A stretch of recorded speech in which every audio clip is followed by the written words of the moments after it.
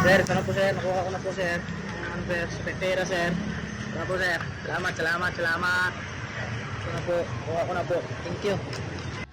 Magandang hapon po sir. Ma'am, ito na po yung pamilya namin ma'am. Ito po.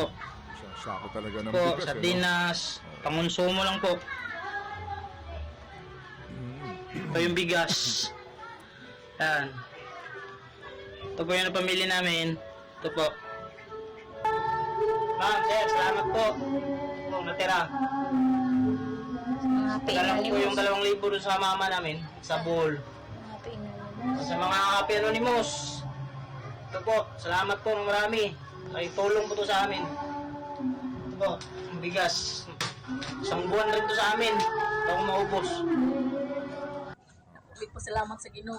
Oo, yung mama Si niya. nanay niya. Sa imong programa. Oo nga, 2,000. Kuang iyak ko man Tabing iyang dagat. mama. O nagitagaan ko niya. Mhm. Ako kayo po salamat sir, ma'am. Mhm. Nakakuan ka na mo. Oo. Na lang ni makakuan bugas. Bugas. Tabang sa among sakayan nga maungkat. Ito na po yung 2,000 na ibigay ko na po sa kanya. Yung partner niya.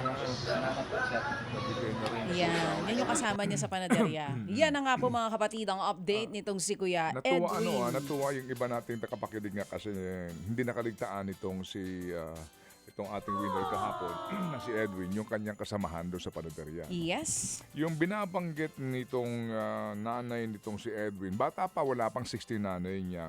Yung 2,000 daw po pambili nga ng bigas, unang-una higit sa lahat bigas, and then pangpapaayos daw sa kanila pong bangka.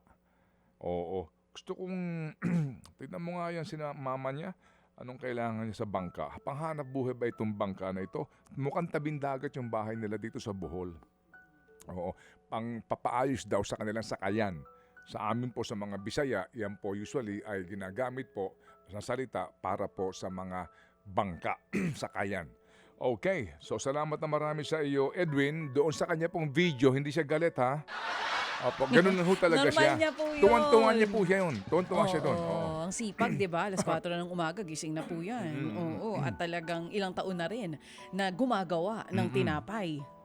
Pareho po sila ng kanyang kasama. So thank you Kuya Edwin. Yung mga tulad ni Kuya Edwin yung nakakatuwa. Yung pambayad niya doon sa upa. Okay na. Right? Tama ito. Tama Oo. yung kanyang isang buwan na pambayad Yes, sa upa. 3,000 pesos. Kasama na po doon. Oo. Kaya nga sabi niya, ito na, pambayad ko sa upa at pambili nga po ng kanilang Tsaka pagkain. maganda, binigyan siya ng tulong pero hindi niya nakalimutan yung mga tao sa paligid niya. Hindi lang po yung nanay niya, nabanggit niya nga kasi kahapon. Kaya nagbigay na rin si Happy Anonymous dun sa kasama niya. Oo. Kasi ang sabi niya, bibigyan ko rin po itong kasama ko. Sabi niya, bibigyan ko yung nanay ko, tapos bibigyan ko rin po itong kasama ko kasi hiniraman ko po siya ng cellphone. So thank you so much sa iyong mabuting puso at sa kasipagan mo, Kuya Edwin Bulabos. Malamang nakikinig yan sa atin ngayon dahil nga sabi niya, hanggang kay Ma'am Cheryl Cosim sa Sagot Kita, nakatutok sila dito sa programa. Good. Mga kapatid, brothers and sisters, saan ka pa? Dito na tayo sa Totoo.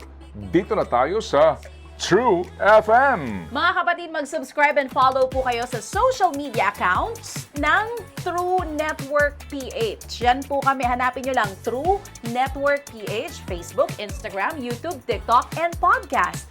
Mapa Apple or Spotify man yan, mahahanap nyo kami. Lahat ng mga napapanood at napapakinggan nyo po sa programa, nasa social media accounts namin yan. So, paano mga kapatid? See you sa social media!